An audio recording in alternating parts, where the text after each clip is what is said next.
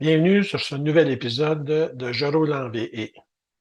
Aujourd'hui, j'ai l'intention de passer au travers du lexique de l'électromobiliste en regard de tout ce qui touche la recharge de véhicules électriques.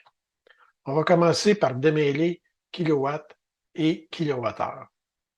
À titre d'exemple pour cette présentation, j'utiliserai les spécifications de la Chevrolet Bolt étant le véhicule que je possède. Mais tout ce que je dirai pourrait s'appliquer à la majorité des VE actuellement disponibles. Le kilowatt est la mesure de puissance. Une borne de recharge résidentielle sur 120 volts aura une puissance de 3,5 kW maximum et de 7,5 kW à 12 kW pour une borne résidentielle sur 240 volts.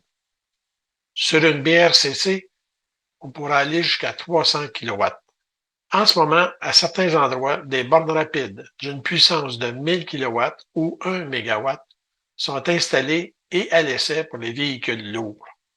Donc, quand on veut parler de la puissance d'une borne de recharge, on parle de kilowatts. Le kilowatt est également la notion de puissance du moteur de votre voiture.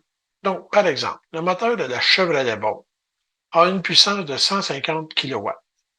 Si 1 kW est égal à 1,341 HP ou cheval vapeur, le moteur de la Bolt a une puissance de 200 chevaux vapeur selon ce calcul. Les bornes de recharge et les chargeurs embarqués, comment fonctionnent-ils? Il y a deux types de bornes de recharge.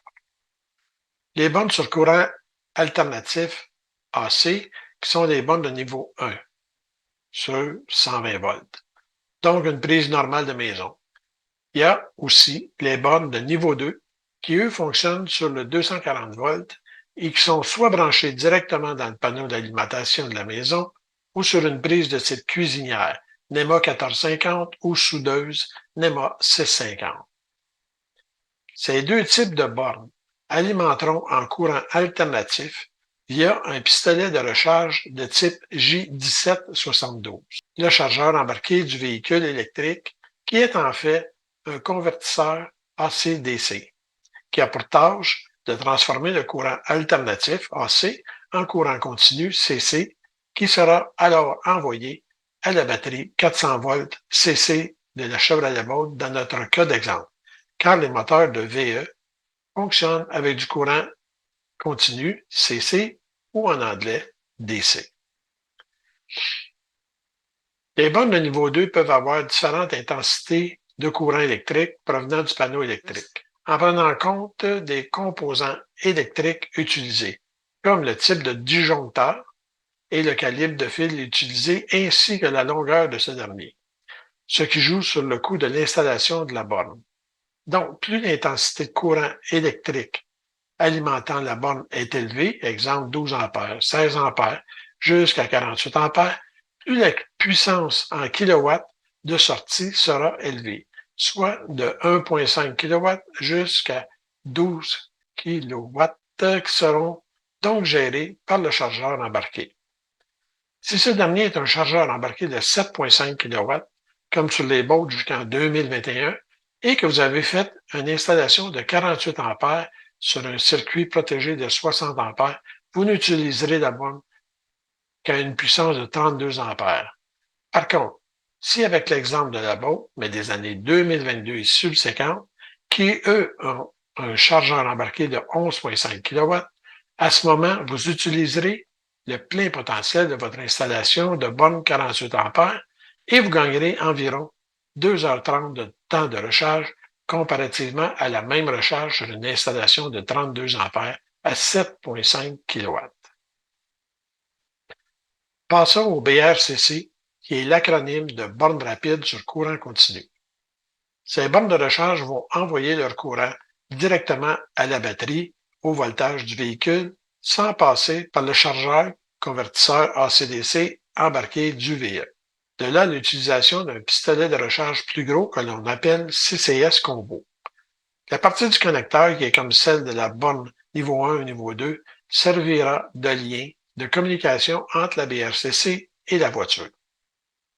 La recharge proprement dite se fera via les deux connecteurs qui sont au bas du pistolet de recharge et normalement cachés par une petite porte dans le logement du port de recharge de la voiture. Contrairement au pistolet de recharge des bornes niveau 1 et niveau 2, celui des BRCC, bornes rapides, est verrouillé durant la recharge pour éviter les accidents. Pour débrancher la voiture sur une borne rapide, vous devez obligatoirement arrêter la recharge en appuyant sur le bouton d'arrêt ou via l'application et attendre que le pistolet soit déverrouillé pour le retirer sécuritairement. Maintenant, le kilowattheure, c'est l'unité de mesure de l'énergie dans une batterie et aussi l'unité de mesure de la consommation électrique du moteur dans ce cas-ci. Donc, on a une batterie ayant une capacité de 65 kWh.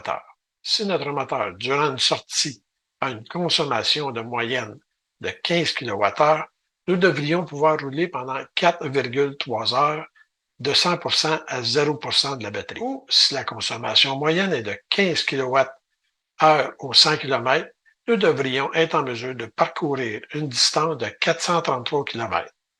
En résumé, plus la consommation est basse, plus on fera de distance. Inversement, plus elle est haute et moins sera notre distance parcourue. C'est la raison pour laquelle, si on roule beaucoup en ville, à basse vitesse avec la régénération max, un VE avec une autonomie annoncée de 400 km verra son autonomie augmenter substantiellement. À l'inverse, si on roule seulement sur l'autoroute à 115 km/h avec une consommation de 24 kWh, notre autonomie sera drastiquement plus basse que celle annoncée par le constructeur. La vitesse la plus éco-énergétique sur l'autoroute pour un VE serait de 95 km/h. En roulant plus vite, la consommation d'énergie sera augmentée de façon exponentielle. Je n'ai pas parlé du connecteur CHAdeMO, celui-ci étant en fin de vie. Dans les nouveaux véhicules, c'est le format CCS Combo qui est la norme, sauf pour Tesla qui ont un connecteur propriétaire. Bien que Tesla commence à ouvrir l'accès à ses superchargeurs et à tous les VE qui possèdent un port de recharge CCS Combo. Certains superchargeurs sont déjà équipés d'un adaptateur CCS Combo à ce jour. Les adaptateurs. Pour les propriétaires de Tesla, ils ont maintenant accès à deux types d'adaptateurs. Un pour les bornes de niveau 2, soit l'adaptateur J1772 Tesla, qui permet de recharger sur toutes les bornes niveau 2 de tous les réseaux. Ils ont ainsi accès à des bornes gratuites ou payantes en utilisant les applications ou les cartes des propriétaires de ces réseaux. De plus, ils ont aussi maintenant accès à des adaptateurs CCS Combo Tesla, qui leur donnent la possibilité de se recharger sur toutes les bornes rapides BRCC, bien entendu, en défrayant le coût de leur recharge.